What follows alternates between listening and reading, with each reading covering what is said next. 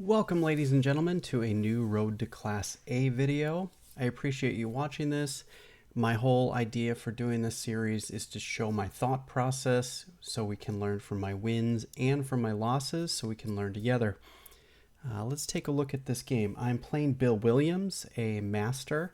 He is level 2200, but he's in his advanced years, so I don't think that he's quite 2200 anymore. I think his strength kind of wavers depending on how tired he is and things like that. But Bill can still play like a very strong master, so there's you can't take him lightly, right?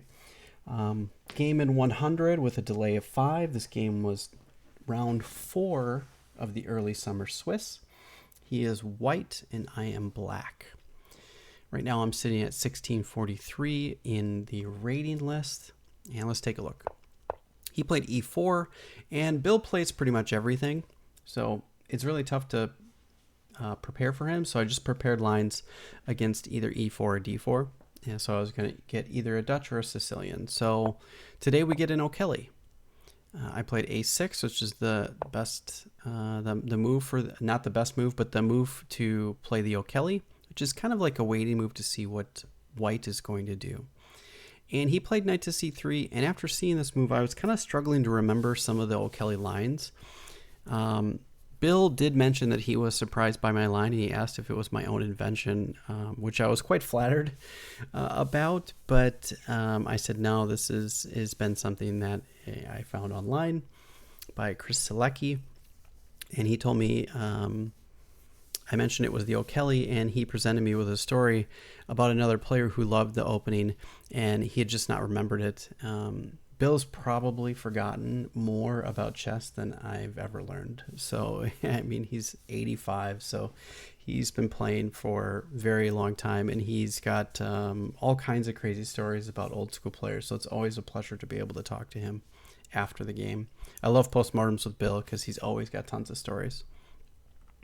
Okay, so I struggled and missed the line. I was supposed to play b5 and then get, kind of a scenario like this. Go from there, but I missed that. I played e6 instead, and he played that. And here I could still play b5 and kind of go down this, but I didn't. I played knight to c6 instead.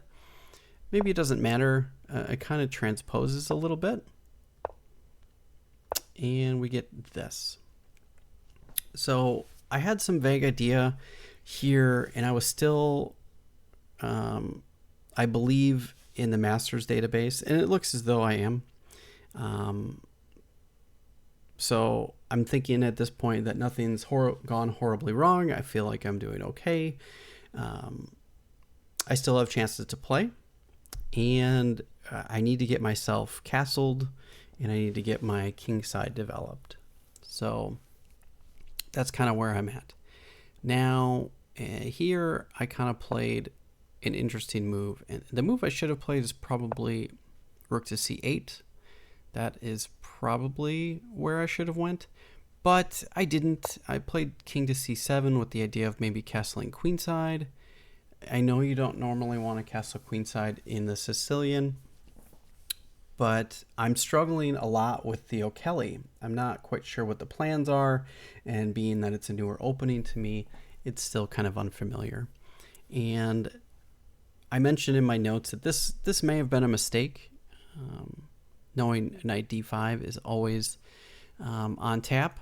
This is always a move, and after rook e1, there's a bunch of tactics here, and I have to be very careful.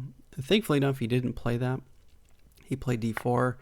I took, and he took back to play more of an open Sicilian type of variation, and he played knight to b3.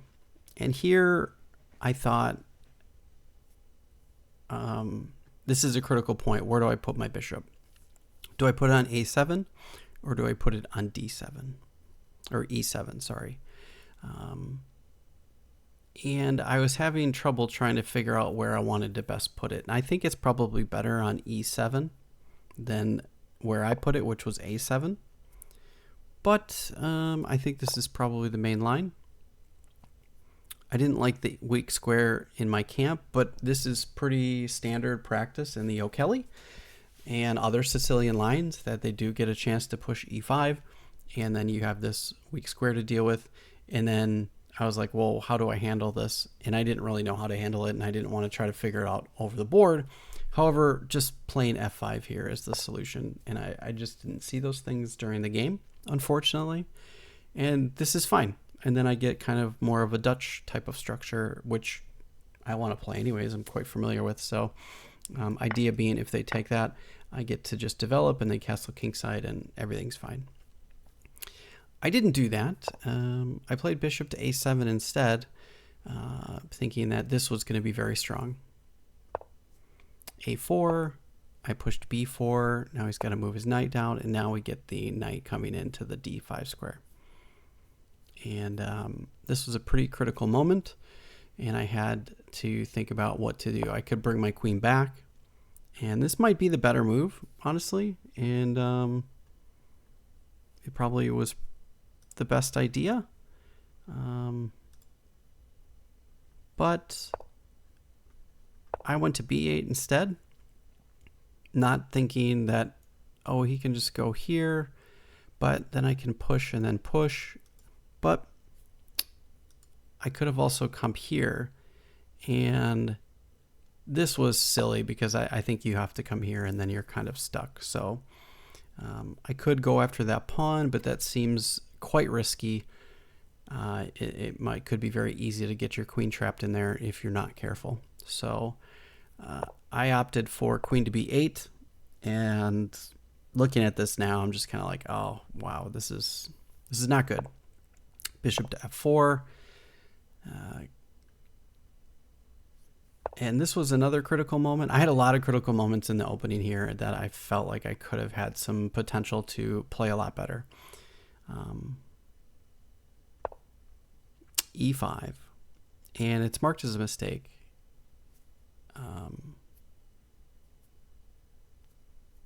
I said this was at the very least a mistake, if not an outright blunder. This is in my analysis before I ran it through the engine, but lazy calculation and not looking at my opponent's moves, because he can play this, which is also not good. But I think the better move is just this.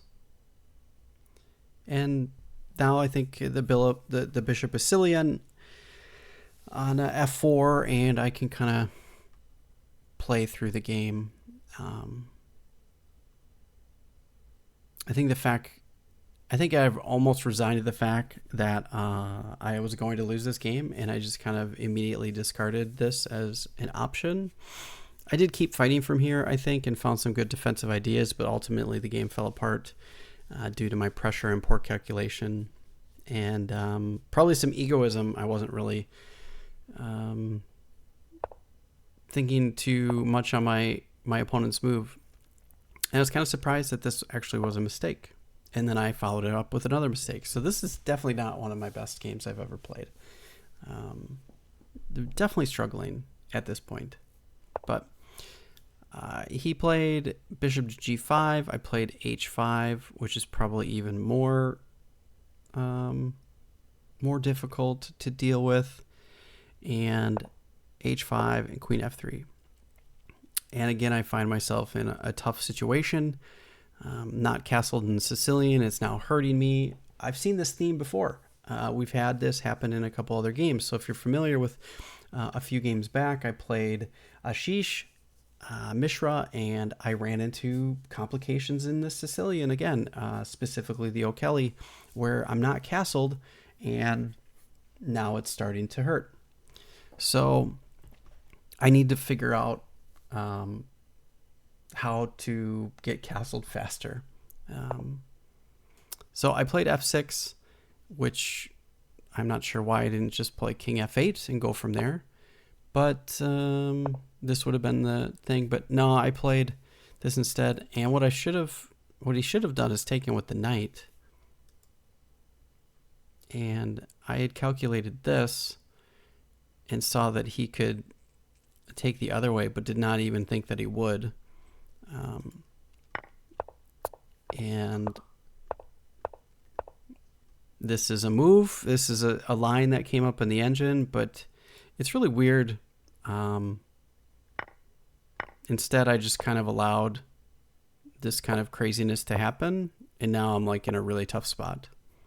So I saw this, and at this point in the game, I'm pretty much lost, especially playing a master level player. Even though he is older and he doesn't always play at master strength, if you give him an opportunity like this, it's very difficult for you to he's not going to give it up that easily. So h3, rook f8, queen g6, rook f7, and bishop takes d7. Seeing this move, I did not find any interesting or good defensive moves. I'm not sure what I was thinking. These are some of my notes. I'm not sure what I was thinking last night. Off my game for sure. I was in a flurry that afternoon before the game. My son Abe was not feeling well, and coming to the club super hot and not calm and collect. I think it just is part of my game. I was just overwhelmed with things. I still have a lot to work to do on my mindset. And overall, I had a good tournament because this was round 4. No shame losing to a master. I need to castle early, so I'll run the rest of the game out pretty quickly here. But I kind of ran in. My favorite part of the game was the relief from the completion. Afterwards, I had a nice postmortem with Bill about the game and ideas, and then I was given a treat to some of his stories. As always, he's got awesome stuff. He told me back when he was in his 20s in the state championship, he told me he was able to witness the Korchnoi and Karpov match in California, which it was really amazing to hear his account of that time, which is, he's just got a lot of cool chess history. So it's really always a pleasure, like I said, to play Bill. And even though I didn't play very well this game, I learned a lot about how not to play the O'Kelly. So that's my takeaway from this game. So there's definitely a lot of work to do when it comes to the O'Kelly, but we will continue on fighting through and learning and getting better. Thanks for watching, everyone, and I hope you guys have a great day.